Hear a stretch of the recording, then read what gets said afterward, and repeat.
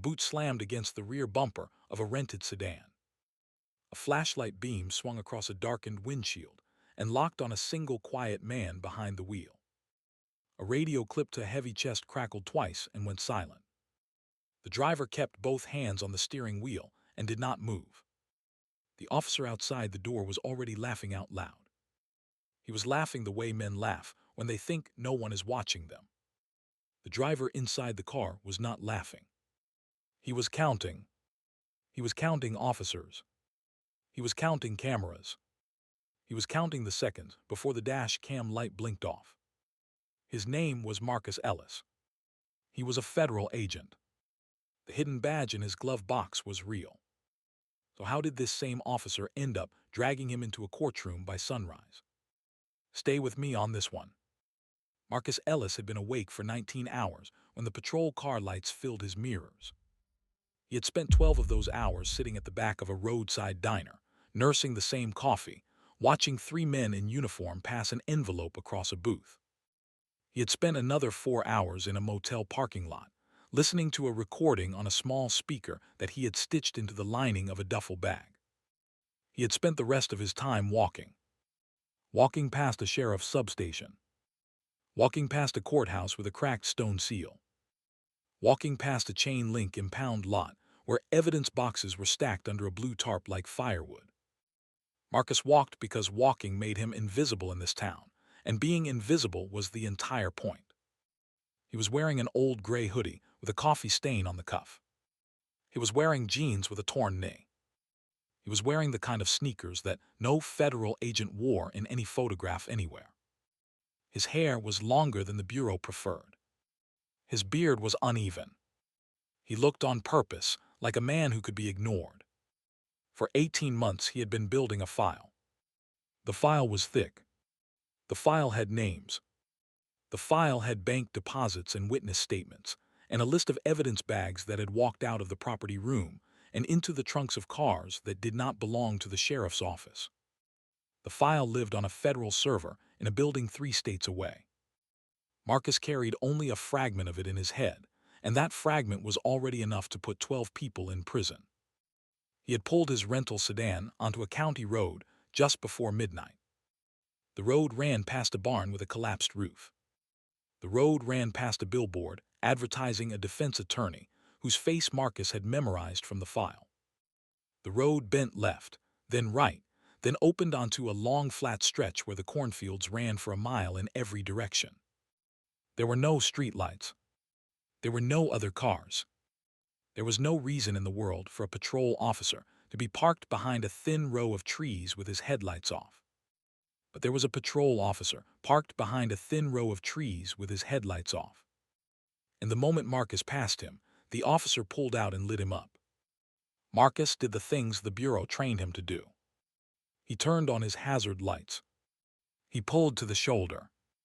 He rolled his window halfway down. He placed both hands on the wheel where they could be seen. He kept his face calm. He kept his voice soft. He did not reach for the glove box. He did not reach for his wallet. He waited. The officer who stepped out of the cruiser was a large man. He had a thick neck.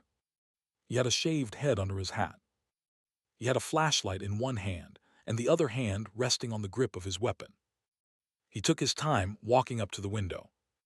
He took his time letting his light crawl across the inside of the car, across the empty passenger seat, across the duffel bag in the back, across the face of the man in the driver's seat.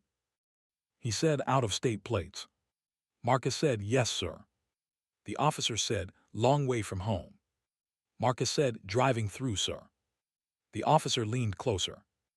His breath smelled like cheap mints and something sharper underneath. He looked at the hoodie. He looked at the beard. He looked at the eyes. And then he smiled. It was a small, private smile. The smile of a man who had decided something before the conversation even started. He said, "Step out of the vehicle." Marcus stepped out of the vehicle. He did not argue. He did not ask why. He kept his hands where they could be seen. He had a job to do, and that job was bigger than this stop. He told himself that one more time. One more time. One more time.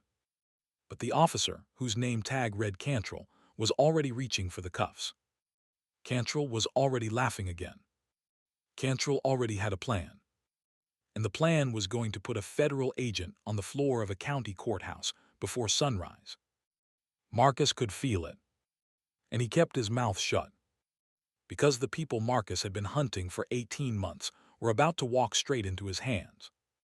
Cantrell pushed Marcus against the side of the sedan. He kicked Marcus's feet apart with the inside of his boot.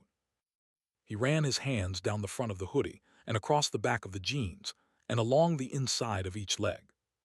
He did it slow. He did it for the camera that was no longer on. Because the first thing Cantrell had done after pulling Marcus out of the car was reach up to his shoulder and twist the body cam clip until the small green light went dark. Marcus saw it. Marcus did not say it. Cantrell put his mouth close to Marcus's ear. He said, "You know what we do with boys like you out here?" Marcus did not answer. Cantrell laughed again. He patted the side of Marcus's face, almost gently, the way a man pats a dog he is about to put outside. Then he yanked Marcus's wrists behind his back and clicked the cuffs on hard. Hard enough to bite. Hard enough to leave marks that would still be there in the morning. A second cruiser rolled up. Headlights washed across the corn. A heavy door opened and slammed. A second officer climbed out. This one was younger. This one had a thin mustache and the look of a man who had not yet decided which version of himself he was going to be. He stood by the back of the car and waited. Cantrell said, "Pop the trunk." The younger officer popped the trunk. Inside the trunk there was a duffel bag, a folded jacket, a thermos, and a small black case the size of a paperback book. Cantrell unzipped the duffel bag first. He pulled out a notebook, a pair of binoculars, a sweater, and a charger. He held the binoculars up to the light and grinned. He said, "Now what is a man like you doing with these out here?" Marcus said nothing. Cantrell put the binoculars on the roof of the sedan. He went back to the bag. He dug deeper. And then he stopped digging. He stopped because his hand had hit something he did not put there. Or rather, his hand had hit something he had been waiting to put there. The second officer turned away. He pretended to look at the cornfield. When Cantrell's hand came back out of the bag, it was holding a small plastic baggie. The baggie was full of white powder. The baggie had not been in the bag 30 seconds earlier. Cantrell held it up. He whistled. He said, "Well, well. Boys, look what we got." Marcus felt the cuffs bite tighter. He felt the cold edge of the trunk against his hip. He felt a slow, careful anger move up the back of his neck. But on the outside, his face did not change. On the outside, he looked confused and tired and a little afraid. Because that was what Cantrell needed to see. Inside, Marcus was filing. He was filing the angle of Cantrell's body when the baggie appeared. He was filing the way the younger officer turned his face. He was filing the exact second the body cam light had gone off. He was filing every word, every breath, every laugh, because every laugh was evidence. They drove him to the county jail in the back of Cantrell's cruiser. Cantrell did not stop laughing the whole way. He told stories. He told stories about other people he had stopped on that same stretch of road. He told stories about a man last summer who cried. He told stories about a woman 2 years back whose car he had searched in the rain. The younger officer in the passenger seat did not laugh. He looked at the dashboard. He looked at his own hands. At the jail, they took Marcus's wallet. They took his belt. They took his shoelaces. They took his phone, which was a burner with nothing on it that mattered. They photographed him. They printed him. They marched him down a hallway under a buzzing fluorescent light. They put him in a cell with a bolted bench and a metal toilet and a drain in the floor. The cell door clanged shut. Marcus sat down. He breathed in slow. He breathed out slow. He waited. A guard walked past the bars twice. The first time the guard did not look in. The second time the guard glanced at him and kept walking. Marcus knew that face. Marcus knew that face from a surveillance photograph in a folder marked Level 2. The guard was on the list. Hours passed. The light outside the small window changed from black to gray to pale blue. Marcus heard cars in the parking lot. He heard a radio in the booking area. He heard someone laugh in the hallway, and the laugh was Cantrell's, and the laugh was the same laugh from the side of the road. Around 6 in the morning, a deputy unlocked the cell. He told Marcus to stand up. He told Marcus to put his hands behind his back.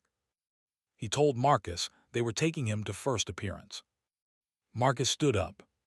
He turned around. He put his hands behind his back. The cuffs went back on. The deputy walked him out of the cell, down the hallway, past the booking desk, past a coffee pot, past a row of plastic chairs, and out a side door into a covered walkway that connected the jail to the courthouse. Outside, the morning air smelled like wet grass. A mockingbird sang on a wire. Cantrell was waiting by the courthouse door with two of his friends in uniform. They were holding paper cups of coffee. They were smiling. One of them clapped Cantrell on the shoulder. Marcus felt the sun on the back of his neck for the first time in 12 hours. He felt his shoulders settle. He took one slow, calm breath. He even let himself smile, just a little, just for himself. It looked in that moment like nothing was wrong at all. It looked like a sleepy small-town morning. A bird. Some coffee. 3 men in uniform laughing about a Monday. That was the calm. It would not last another 5 minutes. The courthouse door swung open and a clerk leaned out. She said, "Cantrell, they are calling your case." Cantrell turned. He grinned at his friends. He grabbed Marcus by the upper arm and yanked him forward like a man pulling a cart. He said, loud enough for the whole walkway to hear, "Showtime, boy." That was the trigger. From that one word the morning broke open. They walked Marcus through a back corridor lined with old photographs of past judges. They walked him through a heavy wooden door that opened into the main courtroom. The courtroom was small. It had 8 rows of pews. It had a low ceiling with a single slow ceiling fan. It had a high wooden bench at the front with a brass plate that read the Honorable Wayloncantrell, presiding. Marcus did not show any reaction to that name. But inside he filed it. The judge was Cantrell's uncle. Marcus had read it in the file at the bureau. He had read it twice. He had read it 3 times. He had not believed any small town in any state could be that brazen. And yet here it was, in brass on the bench in front of him. Cantrell pushed Marcus to a wooden chair at the defense table. There was no defense attorney at the table. There was no public defender in the room. Marcus sat down with the cuffs still on. He looked at the floor. The gallery filled up slowly.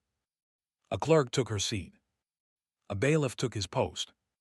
2 of Cantrell's friends in uniform sat in the front pew of the gallery, the same coffee cups in their hands. A handful of locals trickled in, retirees mostly, the kind of people who came to first appearance because it was free entertainment. And then 3 rows back, a woman in a gray coat sat down. She had short, dark hair. She had a tablet on her knee. She did not look at Marcus. She did not look at Cantrell. She looked at the bench. She tapped her tablet once. A man 2 seats over from her, in a plain blue jacket, did the same. Cantrell did not see her. Cantrell did not see him. Cantrell was leaning against the rail, telling another officer a joke, his big shoulders shaking with laughter. Marcus saw her. Marcus felt his chest get very, very still. The bailiff said, "All rise." Judge Waylon Cantrell came in through a side door in a black robe. He was older than the officer. He had a heavy gray mustache and the same thick neck as his nephew. He sat down. He shuffled a page. He smiled at the officer. He smiled at the gallery. He smiled at everyone in the room except the man in cuffs at the defense table. He said, "Let us call the first matter." The clerk called a case number. The clerk called a name. The name was a name Marcus had never used in his life. It was the fake name on the fake license in the wallet they had taken at the jail. Marcus did not flinch. He stood up when the bailiff told him to stand up. The judge said, "You are charged with possession of a controlled substance and resisting a lawful order." "How do you plead?" Marcus said nothing. The judge said, "Son, how do you plead?"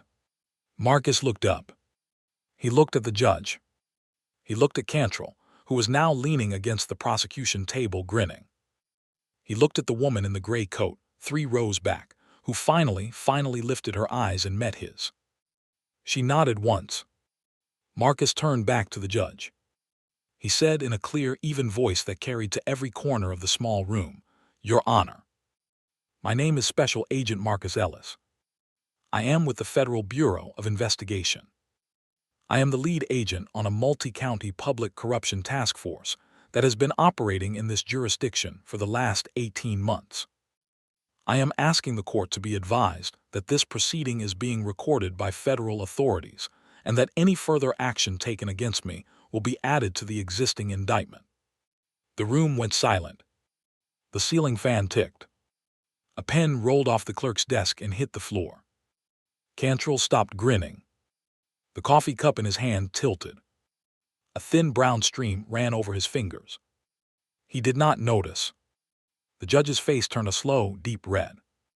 He opened his mouth. He closed it. He looked at his nephew. His nephew looked back at him with the eyes of a man who had just realized the ground under his feet was not ground. The woman in the gray coat stood up. She said in a calm voice that filled the whole courtroom, "United States Attorney's Office. May I approach?" Behind her, the side and back doors of the courtroom opened. 3 men and a woman in plain dark jackets stepped in. They had no weapons drawn. They had only their credentials in their hands. The credentials caught the morning light coming through the high windows and gleamed. That was the first payoff. And it was just the start. If you are still with me on this one, do me one small favor. Hit that subscribe button. Stay for what happens next. Because what happens next is not just one officer going down. What happens next is a courthouse, a department, and an entire small-town power structure coming apart in front of the people they have been stepping on for years. And every minute of it is on the record. The judge banged his gavel once. He banged it again. His hand was shaking. He said, "Order. Order in this court." But order was not coming back to that room. Not that morning. Not ever again. The U.S. attorney walked up the center aisle in low, quiet shoes. She did not rush. She did not raise her voice. She set a thin, black folder on the prosecution table. She turned to face the bench. She said, "Your Honor, my name is Assistant United States Attorney Dana Reyes. I am attached to the Public Integrity Section out of the Northern District. I am asking the court to immediately suspend this proceeding. I am asking the court to remand custody of Agent Ellis to federal authorities. And I am informing the court that within the next 10 minutes federal arrest warrants will be executed against multiple officers of the local department, multiple personnel of this courthouse, and one sitting judge." Judge Waylon Cantrell's mouth opened again. No sound came out. Reyes turned slightly. She looked at the front pew of the gallery. The 2 officers who had been laughing into their coffee cups 2 minutes earlier were now sitting very, very still. One of them slowly began to slide his hand toward his belt. A federal agent in a dark jacket near the back rail said, very calmly, "Sir. Hands on your knees." "Right now." The officer froze. His hand stayed where it was. The federal agent stepped forward 2 steps, took the officer's wrist, and lifted it gently away from his belt. He cuffed it to the other one in a single smooth motion. He did the same to the second officer. Neither of them spoke. Neither of them resisted. The whole thing took about 10 seconds. The locals in the gallery did not move. They did not even breathe loudly. One of them, an old woman with a knitted bag in her lap, lifted a hand to her mouth and held it there. Cantrell himself, the officer who had arrested Marcus on the side of the road, was still standing by the prosecution table. He had not moved since Marcus had spoken. He was staring at Marcus. His mouth was slightly open. His big shoulders were not laughing anymore. A second federal agent walked up behind him. The agent said, "Officer Cantrell, step away from the table. Hands behind your back." Cantrell turned his head. He looked at his uncle on the bench. He looked at his uncle the way a child looks at a parent in a grocery store after breaking something expensive. His uncle did not look back. Cantrell put his hands behind his back. The cuffs went on. They went on the same way Cantrell had put cuffs on Marcus 6 hours earlier. Tight. Bit into the skin. Cantrell made a small, surprised sound in his throat. He did not laugh. A third agent went around the bench. He climbed the 2 steps to the judge's chair. He said very politely, "Judge Cantrell, I have a federal warrant for your arrest. The charges include conspiracy, obstruction of justice, civil rights violations, and acceptance of bribes. Please stand up." The judge did not stand up at first. He sat there in his black robe, with both hands flat on the bench. He breathed in through his nose. He breathed out through his mouth. Then he stood up. He let the agent take him by the elbow and walk him down the steps. The robe dragged a little on the floor. Marcus had not moved. He was still standing at the defense table, still in cuffs himself. Dana Reyes turned to him. She gave one small nod to the agent at his shoulder. The agent stepped behind Marcus, took out a small silver key, and unlocked the cuffs. The metal came off Marcus's wrists. He brought his hands around to the front. There were dark red rings on the skin where the cuffs had been. He rubbed them once. He let them down. Reyes said, "Agent Ellis, you are clear." Marcus said quietly, "Thank you." He turned toward Cantrell. The 2 men were now about 4 feet apart. Cantrell cuffed. Marcus free. The whole room watching. The ceiling fan still ticking. Marcus did not raise his voice. He did not lean in. He did not smile. He said, "You turned off the body cam at 1:47 a.m. The audio kept recording on the dash unit for another 6 seconds before you reached in and killed that one too. You put the bag in my duffel at 1:49. Deputy Tyrrell saw you do it. He is going to say so. The vehicle is impounded by us now. The plastic baggie has your prints on it because you forgot to put gloves back on after you ate at the diner. The wrapper is in the trash can outside the men's room of that same diner. We pulled it out 3 hours ago. So go ahead. Beg." Cantrell's mouth moved. He said, "Wait. Wait. I did not. I did not know." Marcus said, "I know you did not know. That was the point." Cantrell said, "Please. Please. My kids." He said it twice. He said it 3 times. He looked at Marcus and he begged. This was the moment the title promised. The moment the man who had laughed in the dark on the side of a county road, the man who had cuffed a stranger and called him boy, the man who had dragged that stranger into his uncle's courtroom for sport, finally saw who the stranger was, and finally understood what he had walked into, and had nothing left to do but ask for mercy from the person he had tried to ruin. Marcus did not give him mercy. Marcus did not owe him mercy. Marcus only gave him the truth. He said, "You will see your kids again. You will see them on visitation day. Make it count." He turned around. He walked out of the courtroom past the bailiff, past the bench, past the row of officers and clerks and a judge in cuffs. He walked out into the morning sun. The mockingbird was still singing on the wire. The federal team moved through the courthouse for the rest of the morning. They served warrants on a court reporter who had been backdating filings for 6 years. They served warrants on a property clerk who had been signing out evidence bags to officers who never signed them back in. They served warrants on the chief of the small department, who was at home eating eggs at his kitchen table and who did not even put down the fork when they came through the door. By noon, 12 people were in federal custody. By 1, the local newspaper had a reporter standing on the courthouse lawn with a phone in her hand. By 2, the story had reached the state. By 3, it had reached the country. Marcus did not stay on the lawn. Marcus did not give a quote. Marcus walked down the side steps of the courthouse and got into the passenger seat of a plain black sedan parked at the curb. Dana Reyes was in the driver's seat. She handed him a paper cup of coffee. He took it with both hands. He held it for a moment without drinking it. She said, "You okay?" He said, "I am okay." She said, "You were quiet the whole time. You let him talk." He said, "I let him build the case for me." She nodded once. She started the car. She pulled away from the curb.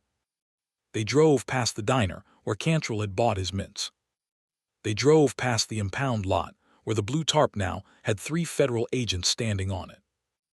They drove past the billboard with the defense attorney's face, which by sundown would also be the face on a federal indictment. Marcus rolled the window down 2 inches. He let the cool morning air into the car. He looked at his wrists. The red rings were already fading. The skin underneath was just skin. He flexed his fingers. He breathed in slow. He breathed out slow. He thought about the moment in the cell when the guard had walked past the bars and not looked at him. He thought about the moment in the cruiser when the younger officer had stared at the dashboard instead of laughing along with his partner. He thought about the woman in the gallery with the knitted bag and the hand that went up to her mouth. He thought about a town where people had been told for a long time that the law was a thing that happened to them rather than for them. He thought mostly about Cantrell saying "my kids." He thought about it without anger. He thought about it without satisfaction. He thought about it the way an agent thinks about anything that has now passed from the future into the file. Ray said after a long quiet stretch of road, "There will be more trials. There will be more depositions. You are going to be on the stand for a long time." He said, "I know." She said, "Are you ready?" He said, "I have been ready for 18 months. She drove him to a small regional airport at the edge of the county. A federal jet was waiting on the tarmac. He thanked her. He stepped out. He climbed the stairs into the plane. He sat down in a seat that faced backward and watched the small Georgia airport shrink behind him as the plane lifted off. In the weeks that followed, a federal grand jury returned 47 indictments connected to the multi-county evidence tampering ring. The local department was dissolved. The county sheriff's office was placed under federal oversight. A new judge was appointed in the courthouse where Marcus had stood. The brass plate on the bench was removed. The wooden bench itself was sanded down and revarnished. It looked, on the day the new judge took the seat, almost like a different room. Cantrell took a plea. He took the plea because the dash unit audio, the witness statement from Deputy Tyrell, the surveillance from the diner, the prints on the baggie, and the federal evidence chain made any other option impossible.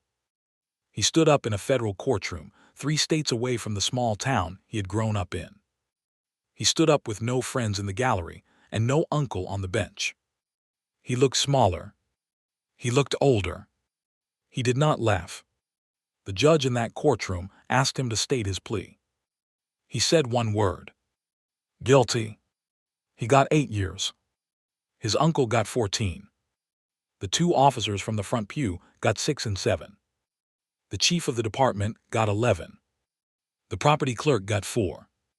The court reporter got 2. The locals in the small town read the sentences in their morning paper. The old woman with the knitted bag clipped each article and put it in a drawer in her kitchen. She never said why. She did not need to. Marcus went home for a week. He slept 12 hours a night for 3 nights. He sat on a porch in another state and drank coffee that did not smell like cheap mints. He let his beard grow out. He let his hair stay long. He did not look in those days like a federal agent. Then he got a phone call.